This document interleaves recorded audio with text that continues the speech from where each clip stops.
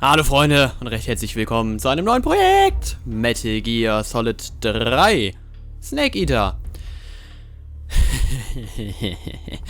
Es ist endlich soweit, ja, und ich werde mal kurz warten, denn ich bin mir nicht sicher, ob es vielleicht ein Intro oder so etwas gibt. Bei Metal Gear Solid 2 war das der Fall. Da bin ich mir selber gar nicht mehr ganz sicher. Da kam ja vorher eins und ich glaube, wenn man gewartet hat, kam noch ein anderes. Ich weiß nicht genau. Auf jeden Fall, Metal Gear Solid 3, es ist endlich soweit, ja. Wir haben ja bereits Metal Gear 2 Solid Snake, Metal Gear Solid und Metal Gear Solid 2 Sons of Liberty auf diesem Kanal gespielt. Ja, alle waren so blind für mich. Ich hatte noch nie eine Erfahrung mit dieser Videospielreihe gemacht und jetzt hole ich sie gerade nach, ja. Und nachdem Metal Gear Solid 2 zwar immer noch ein sehr, sehr gutes Spiel war, gerade gegen Ende, aber mich am Anfang ja immer so ein bisschen frustriert hat, weil ich irgendwie immer nicht so recht wusste, was ich eigentlich tun soll. Es war sehr viel hin und her gelaufen und so. Bin ich jetzt umso gespannter auf Metal Gear Solid 3, denn gerade von den Fans und so wird ja der dritte Teil meist immer als der beste gesehen. Und jetzt geht's einfach nur von vorne los, glaube ich. Ja, okay. Wird ja der Metal Gear Solid 3, der dritte Teil, meistens immer als der beste betitelt, ja. Wenn es nicht gerade der erste Teil ist, welchen ich ja selber auch sehr, sehr großartig fand. Und, ja, ich bin auf jeden Fall sehr gespannt. Ich weiß nicht besonders viel über das Spiel. Ich kann euch hier aber schon mal das erste Secret im Intro-Screen zeigen. Und zwar, wenn wir jetzt hier, guck mal, Beispiel R2 gedrückt halten, dann geht alles so super langsam vonstatten. Während, wenn wir L2 drücken, alles ein bisschen... Nee, warte mal. Ah, hier. R1 drücken geht alles ein bisschen schneller. Da im Hintergrund. Und wenn wir irgendwie hier L2 drücken, tauschen wir die Farben aus. Und wenn wir dann hier den anderen Knopf drücken, dann zoomen wir wie ran und wieder raus. Und die Farben sind sowieso manchmal anders. Manchmal ist es in grün, da irgendwie im Hintergrund. Manchmal blau, glaube ich. Ich habe selber auch nicht so ganz verstanden. Man kann ja auch eine ganze Menge Scheiße im Menü machen. Und, ja, so viel dazu. Starttaste, ne? Ich drücke mal. Im Endeffekt kenne ich das Menü schon sehr gut, denn, hierüber haben wir ja Metal Gear 1 und Metal Gear 2 gespielt. Hier muss man die Maus wählen und anklicken. Ja, das heißt, ich musste immer wieder das Spiel machen, hier reingehen und das hier anklicken, damit ich die Spiele nicht spielen konnte. Aber das ist ja nicht relevant jetzt dafür. Ja, ich bin auf jeden Fall sehr gespannt, wie das hier weitergeht, beziehungsweise wie die ganze Story anfing. Denn jetzt reisen wir wirklich das erste Mal in die Vergangenheit, nämlich ins Jahr 1964, glaube ich. Und spielen nicht den klassischen Snake, sondern Big Boss. Und Big Boss kennen wir ja noch aus den anderen Teilen als eigentlich nicht ganz so gute Person. Ne? Ich möchte jetzt nicht so viel verraten, aber eigentlich gehe ich davon aus, dass ihr... Oder kann ich davon ausgehen, dass die Story der vorherigen Teile ja schon gekannt wird, jedenfalls so im Groben. Und ich bin auf jeden Fall sehr gespannt. Ansonsten kann ich jetzt gar nicht so viel sagen, außer es ist halt blind. Ich weiß nicht genau, was mich erwartet. Ein Stealth-Game, in dem mal wieder sehr viel Inkompetenz an den Tag gelegt wird. Aber ich bin trotzdem extrem gespannt. Und es gibt hier wieder Briefing-Dateien und ich habe sie mir in Metal Gear Solid 1 angeguckt. Und ich werde es auch hier machen. Virtuose Mission, das sind ja hier die VR-Missionen wahrscheinlich, ne? Head of the CIA has finally given us the green light for the virtuous mission. Virtual mission? No, the virtuous mission. The future of our Fox unit depends on it. If it succeeds, we'll be officially organized into a unit. Virtuous mission? Sounds like some kind of initiation ritual. You know, don't get cocky. This isn't a training op. Right. So what exactly is this wonderful mission? Well, about 2 years ago, a certain Soviet scientist requested asylum in the West through one of our moles. His name is Nikolai Stepanovich Sokolov. He's head of the OKB 754 Design Bureau, one of the Soviets' top-secret weapon research facilities, and the East's foremost expert on weapons development. Sokolov? Isn't he that famous rocket scientist? The very same. On April the 12th, 1961, the Soviets achieved the first manned spaceflight in history. The Earth was blue, but there was no God. Well spoken. The rocket that carried Yuri Gagarin into orbit was the A-1, known as the Vostok rocket. Sokolov is said to be the man most responsible for the multi-engine cluster used in that rocket. After Gagarin's flight, Sokolov left rocket development to become the head of the newly established Design Bureau. From a lowly technician to head of a design bureau, that's quite a success story. So why do you want to defect? It seems he'd become afraid of his own creations. Afraid? Call it a crisis of conscience. And for that, he left his country and his family behind and went over the fence? Not exactly. One of his conditions was that his family was also to be taken safely to the West. We used a mole to get the family out first and succeeded in sneaking Sokolov over the Berlin Wall shortly afterwards. I was the one who conducted the operation. The security on the eastern side was still full of holes back then. Then what? We got Sokolov over in one piece, but the whole ordeal had left him exhausted, and we checked him into a hospital in West Berlin.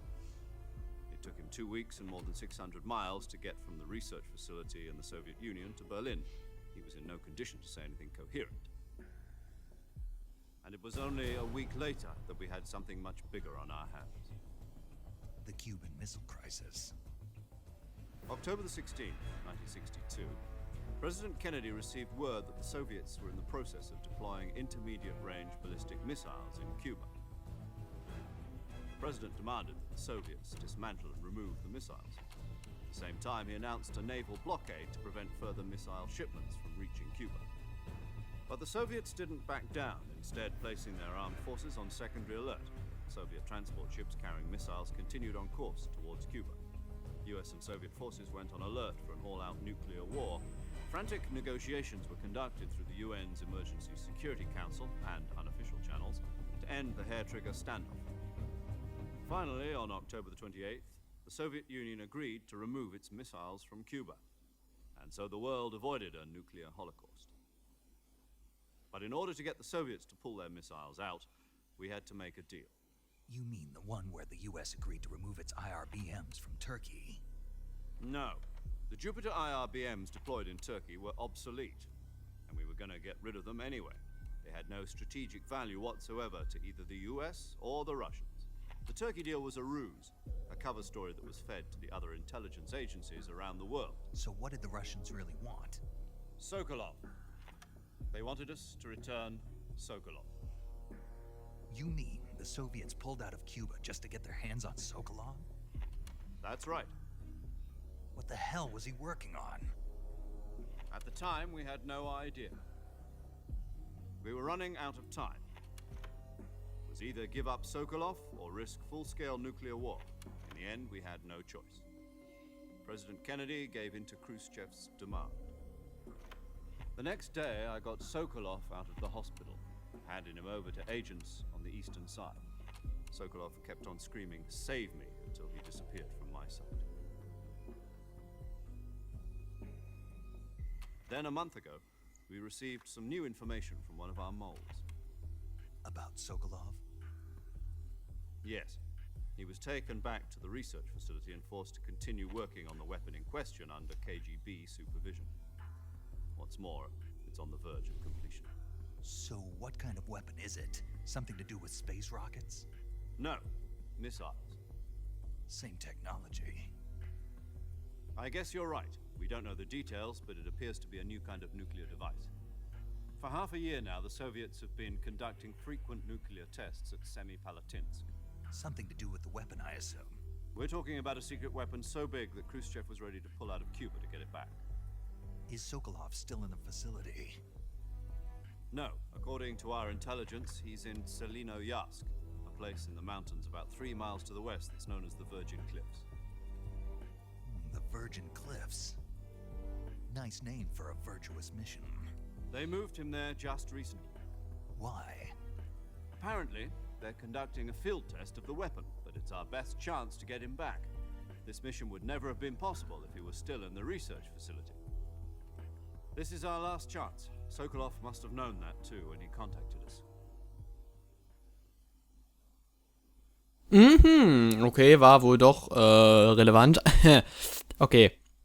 Ja, die erste Folge wird jetzt wahrscheinlich wieder nur aus Briefing-Dateien bestehen. Dafür möchte ich mich schon mal gleich entschuldigen. Aber es ist halt relevant für die Story und ich selber möchte ja auch möglichst viel erfahren, da ich die Story ja noch nicht kenne. Jedenfalls noch nicht im ganzen Detail. Ja, okay, dann gucken wir uns mal hier Operation Snake Eater an. Would Would you do me a favor and tell the suits about visiting hours? I'll never get better with them assaulting me day and night with their questions. Must be part of the top brass's inquiry. More like an interrogation. According to them, I'm a traitor and an accomplice to the boss's defection. They're just looking for a scapegoat. Does that mean they're after you too? Let's just say neither one of us is going to be made a national hero out of this. Does this mean Fox is going to die? No. This fox is still one step ahead of the hounds. The reason I came to see you today, Jack, it's time for Fox to clear its name. What are you talking about? The situation has changed. We still got a chance to come out of this one alive. Yeah, what kind of chance? Don't get too excited. Here, have a cigar. It's Cuban.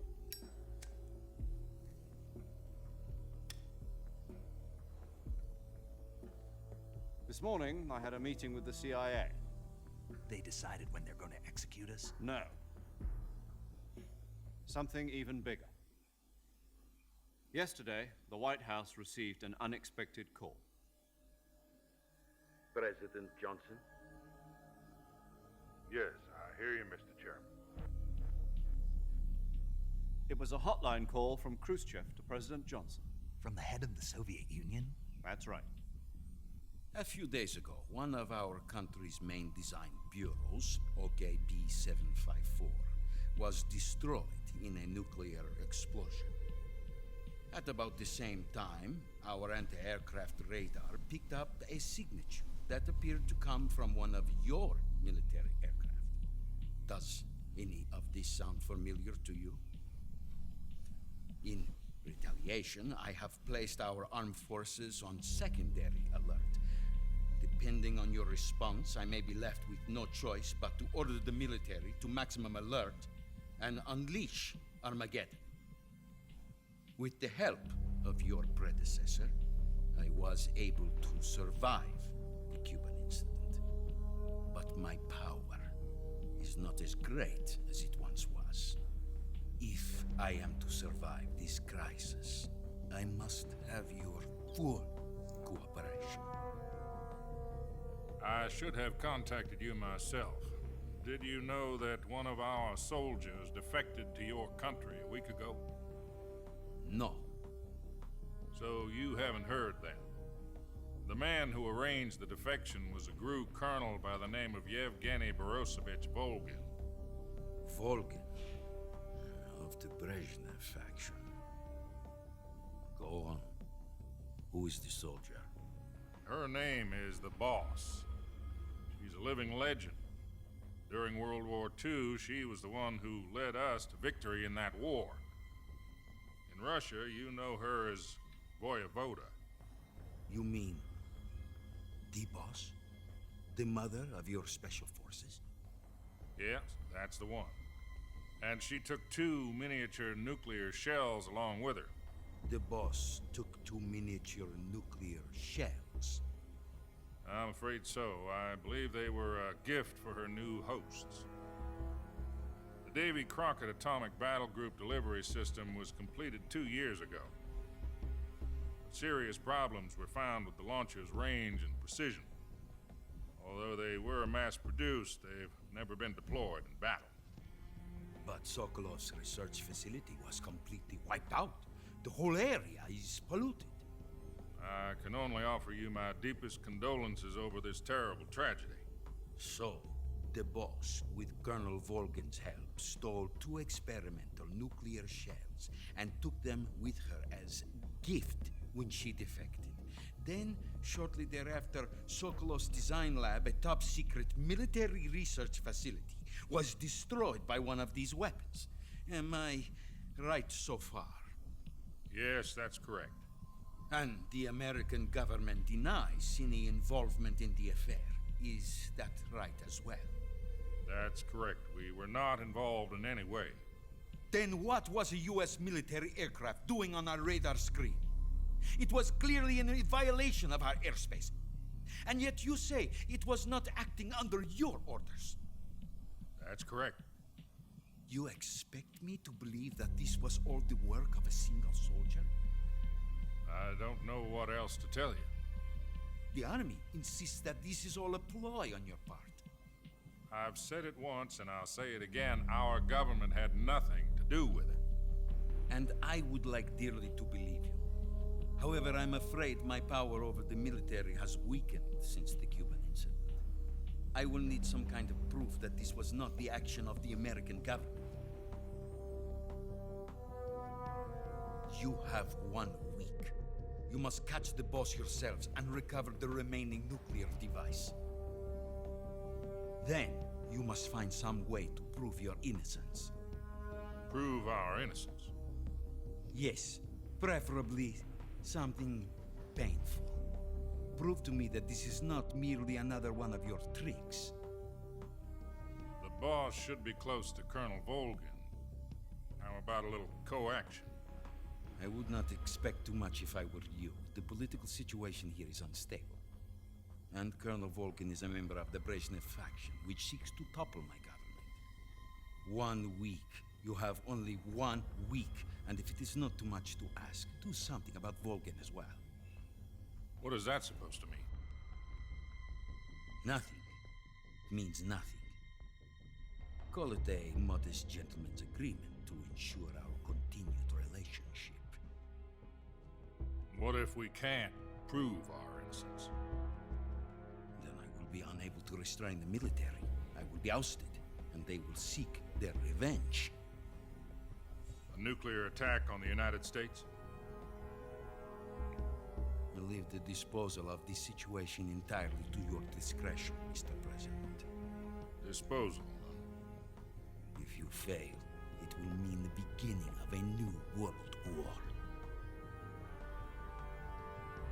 To put it simply, in order to avoid a full-scale nuclear conflict, we have to prove that America was not involved in that explosion.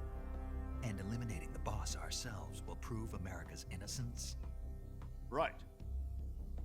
The higher-ups have decided that you're the only one capable of pulling this off. You were her last apprentice. Screw this one up, and we'll both be 6 feet under. There's no choice.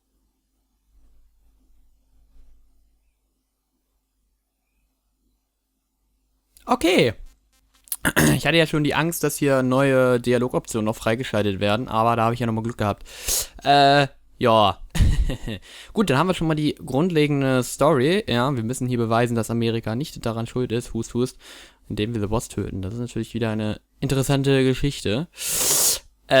Ich wollte mir immer noch meine Zusammenfassung von Metal Gear Solid 2 angucken, weil ich ja nicht so viel verstanden habe. Gerade zum Ende hin, weil ich meinem Gehirn irgendwann nur noch matsch war. Das habe ich noch nicht getan. In der Theorie ist noch Zeit, weil Metal Gear Solid 3 hat ja nichts mit den Vorgängern zu tun. Nicht direkt jedenfalls, da es, wie gesagt, ungefähr 40 Jahre vorher spielt. Nein, mehr. 50 Jahre vorher spielt. 40 bis 50 Jahre vorher. Und eben die Geschehnisse von Big Boss hier thematisieren. Ich kann ja, wie gesagt, das war jetzt schon die erste Folge, also ich werde noch nicht mit dem Spiel anfangen. Ich kann ja allgemein schon mal, was ist ein Spezial eigentlich? Hier gibt es doch bestimmt wieder Hauptaktionen. Was war das denn? Achso, Sachen, die ich machen kann. Okay. Fotoalbum, ich kann auch Fotos machen.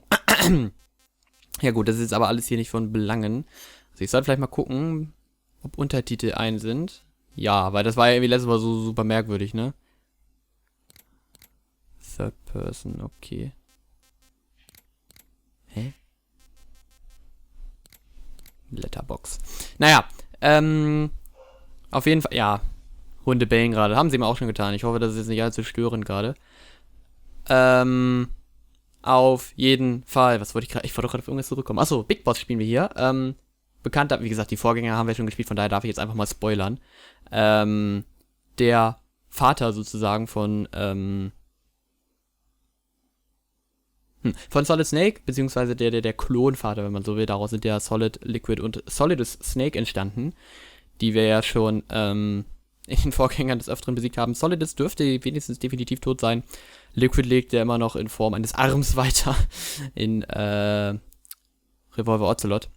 Aber wie gesagt, das ist alles nicht weiter relevant für dieses Spiel, denke ich. Ich glaube, man kann das Spiel in der Theorie auch verstehen, ohne die Vorgänger gespielt zu haben. Wobei ich mal davon ausgehe, dass es hier sehr viele Anspielungen und so geben wird. Ja, dann sage ich mal, vielen Dank fürs Zusehen der ersten Folge, in der noch absolut nichts passiert ist. Ja, wir haben die grundlegende Story erfahren. Wir haben es in Metal Gear Solid 1, habe ich es auch gemacht. Da haben die Briefing-Missionen aber eindeutig länger gedauert. Gibt's hier nicht so viel. Ist auch schön. Ja, dann geht's nächstes Mal los mit Metal Gear Solid 3 Snake Eater. Ja, ich bin auf jeden Fall sehr gespannt. Es wird ja, wie gesagt, wie bereits erwähnt, von vielen als das beste Metal Gear Solid betitelt. Und ja, ich bin auf jeden Fall sehr gespannt. Es geht weiter mit der Metal Gear-Reihe. Es war ein bisschen Pause, weil ich ja nach Metal Gear Solid 2 dachte, komm, kleine Pause. Und gerade da mich Metal Gear Solid 2 gerade ein bisschen demotiviert hatte, tat es ganz gut. Crash Key Card hatte ich in der Zeit gespielt und jetzt wieder seit ein paar Tagen vorbei. Und jetzt denke ich mir, geht's jetzt los mit dem nächsten MediG-Spiel, denn es gibt noch einige, die ich spielen möchte. Ja, und da die Reihe so umfangreich ist, ballern wir jetzt alle hintereinander durch. Ja, jetzt habe ich nur mal schön die Zeit hinausgezogen, ne? Also, vielen Dank fürs Zusehen und das nächste Mal geht's los mit MediG Solid 3 Snake Eater. Ich freue mich und ihr hoffentlich auch. Tschüss!